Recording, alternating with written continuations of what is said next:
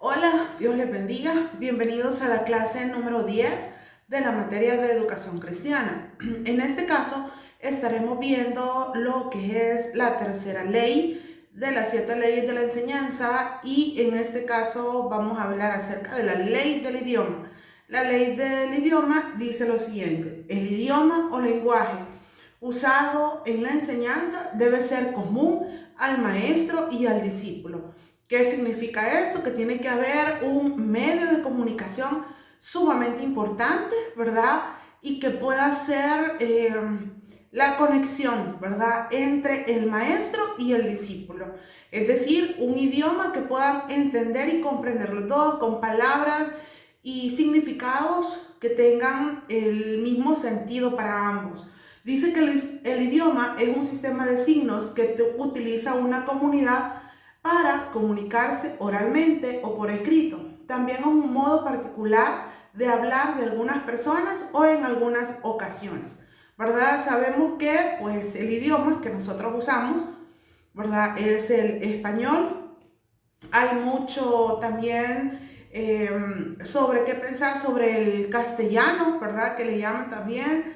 Y que viene, nosotros normalmente lo conocemos como lo mismo, ¿verdad? Y definitivamente cuando dicen castellano, el español, ¿verdad? Pero el idioma que nosotros manejamos, pues es el español y este es el medio que nosotros vamos a utilizar para poder comunicarnos, ¿verdad? Ya sea, acá dice de manera oral o de manera escrita. Dice, el idioma debe ser comprendido por cada uno en la misma forma y con idéntico significado, ¿verdad? Por eso les mencionaba yo, ¿verdad? Que vamos a usar palabras que se conozcan. Muchas veces acá dentro de nuestro mismo país, ¿verdad? Hay lugares, por decirles algo tan fácil como las tortillas, ¿verdad? Que nosotros le podemos llamar tortilla al momento de enseñar, pero en el lado de Oriente le dicen chengas. Entonces, aquí es donde nosotros tenemos que tener mucho cuidado, ¿verdad? Depende de dónde estemos, cómo son las palabras que vamos a estar usando, de manera que puedan ser comprendidas dentro de un proceso de enseñanza. Dice acá, la separata, dice, el sistema de estos símbolos o signos se llama idioma o lenguaje. Puede consistir del dibujo de figuras que usaban las tribus salvajes, de los sistemas alfabéticos de los pueblos civilizados, de los signos manuales de los sordos mudos, del discurso oral. Pero cualquiera que sea su forma, es un lenguaje. ¿Y qué es un lenguaje? Es un medio de comunicación entre distintas mentes, un instrumento necesario para la enseñanza y que tiene, como todos los otros factores del arte de la enseñanza, su propia ley.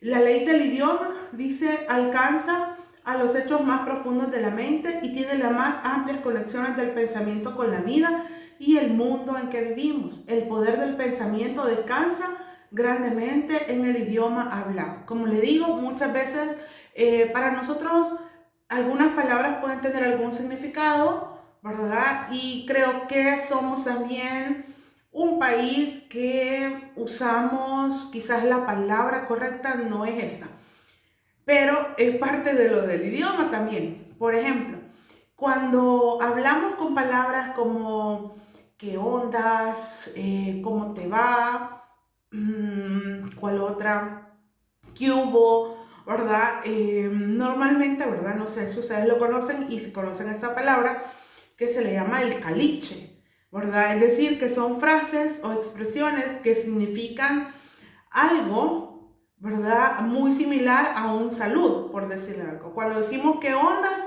sabemos que significa cómo estás en el idioma normal. Pero aquí es donde nosotros tenemos que tener mucho cuidado cuando nosotros vayamos a enseñar, ¿verdad? ¿Qué palabras son las que vamos a usar? ¿Cómo las vamos a usar? Y si es el momento adecuado y apropiado. Dice que una palabra es un signo de una idea. Solamente para el que conoce la idea y ha aprendido la palabra o el signo o el símbolo, ¿verdad? Porque el lenguaje también de señas es parte de un idioma. Y el lenguaje de señas también se puede aprender en diferentes idiomas. Dice que El vocabulario del maestro puede ser muchas veces mayor que el del alumno, pero las ideas aparecen representadas por su vocabulario y el maestro, si quiere ser comprendido, ha de limitarse al lenguaje del discípulo. Fuera de estos límites, el lenguaje del maestro estará desposeído de significado en proporción a las palabras desconocidas que emplee. ¿Qué significa eso? Si nosotros enseñamos a niños dentro de la iglesia, tenemos que saber cuáles son las palabras o frases que nosotros vamos a usar para que ellos puedan comprender. Si estamos hablando con jóvenes, si estamos hablando con adultos o incluso con adultos mayores. Veamos lo que dice acá en su separata. Dice, el maestro que elige sabiamente las palabras que emplea es el que realiza una mejor obra, porque forja las imágenes más claras en la mente de sus alumnos. Por ejemplo, si queremos hablar de un río, ¿qué tenemos que hacer? Bueno, ahora tenemos tantas formas de poder ejemplificar un río sin necesidad de estar en él. A través de láminas, ¿verdad? A través de una presentación que podamos hacer, ¿verdad? De fotos, videos, ¿verdad? Tenemos muchas opciones para poder enseñar el significado, ¿verdad? De esas imágenes, de las palabras en imágenes. Dice, en toda enseñanza efectiva, el pensamiento tiene una doble dirección, del discípulo al maestro y del maestro al discípulo. Es decir, nosotros también tenemos que tratar de comprender lo que nosotros estamos enseñando a las personas de la forma en cómo ellas lo reciben, ¿verdad? Y aquí es donde entra un poco también, ¿verdad? Que como maestros, nosotros, ¿verdad? Al momento de enseñar, podemos estar muy empapados del entorno, de las palabras o frases, por ejemplo, que se usan hoy en día. Como por decirles algo, y quizás la primera vez que yo escuchaba esta palabra era como ¿qué es esto? Y hay una mezcla en nuestro país, y yo creo que la mayoría, ¿verdad? De nuestro idioma, del español, con el inglés. Por ejemplo, cuando dicen la expresión hashtag, no sé si ustedes ya lo han escuchado, para mí yo no sabía, ¿verdad? Antes, que era el símbolo de numeral. O sea, si usted me dice del símbolo de numeral, pues es mucho más fácil para mí a que me dijeran hashtag. Entonces, cuando uno sabe y comprende, digamos, cómo va evolucionando también esa parte del idioma, que tenemos esa mezcla de inglés con español, eso también a nosotros nos va a ayudar a comprender, ¿verdad? Lo que, por ejemplo, jóvenes, si nosotros enseñamos a jóvenes, saber de que ellos hablan en ese idioma y con muchas otras más palabras. En serio, de verdad que en este tiempo lo del idioma se ha venido a complicar un poquito en cuanto a que nosotros los adultos, por decirle algo, si queremos enseñar a jóvenes, ¿verdad? Ya sea dentro de la iglesia o de manera secular, tenemos que estar como un poco al día con las expresiones o palabras que ahora se están utilizando. Dice, los discípulos se ven obligados muchas veces y por causa de la misma pobreza de su lenguaje a dar a las palabras otro significado que el que realmente les corresponde. De aquí, que es lo que les estoy mencionando, que el maestro deba conocer las necesidades intelectuales de sus alumnos por sus mismas palabras. Es decir, preguntarles a ellos, ¿verdad? Decirles, bueno, yo quiero postear, por ejemplo, no sé si ustedes ya han escuchado eso, yo voy a postear esa imagen, es decir, voy a subir en las redes sociales una imagen.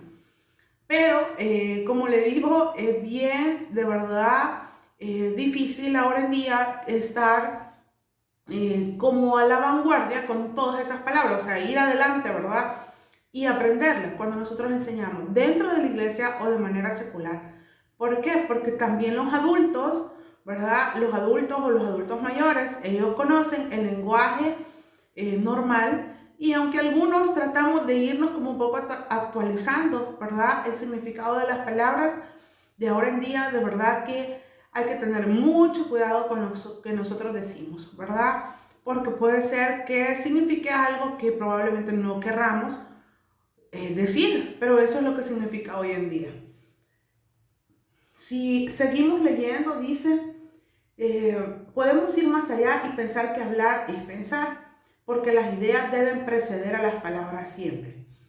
Los más útiles y muchas veces los más difíciles procesos del pensar son aquellos en que elegimos palabras apropiadas para expresar bien las ideas. La clara y completa enunciación de un problema es a menudo la mejor ayuda para su solución.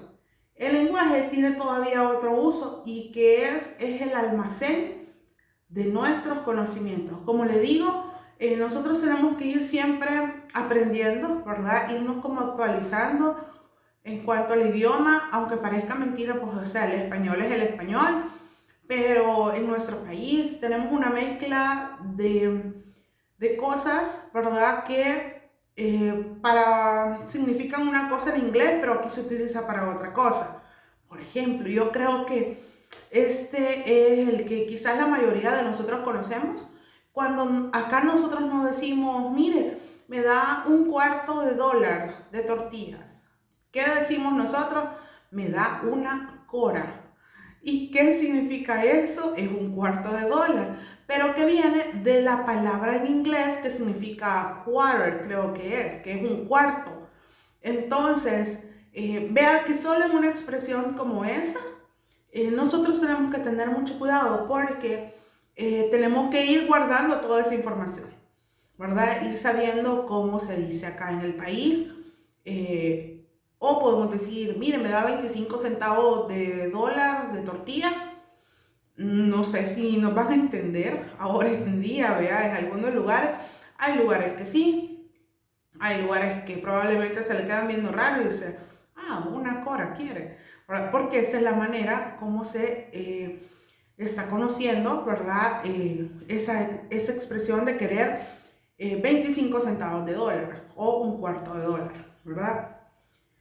Luego nosotros seguimos leyendo acá en nuestra separata, dice, cuando en nuestra enseñanza empleamos el lenguaje de nuestros discípulos, traemos a nuestra ayuda la experiencia que han adquirido. Es decir, podemos preguntarle, ¿verdad?, cómo es conocido para ellas ciertas cosas que nosotros queramos enseñar. Dice, el lenguaje de los objetos. La palabra no es el único medio por el cual podemos hablar. Hay muchas maneras de expresar el pensamiento. Y tenemos acá el ojo, la cabeza, la mano, el pie. Son a menudo usados al hablar en la mejor forma, con nitidez y sin dificultad. Dice que los ojos hablan, ¿verdad? Porque uno dice, mira, con una mirada uno entiende. Eso lo podíamos decir nosotros de nuestros padres, ¿verdad? Cuando nos querían regañar, que con una mirada nos decían, quédense quietos, no hagan nada. Y por ejemplo, la cabeza, usted sabe que un gesto de derecha a izquierda es como un no, un gesto de arriba hacia abajo es un sí, ¿verdad?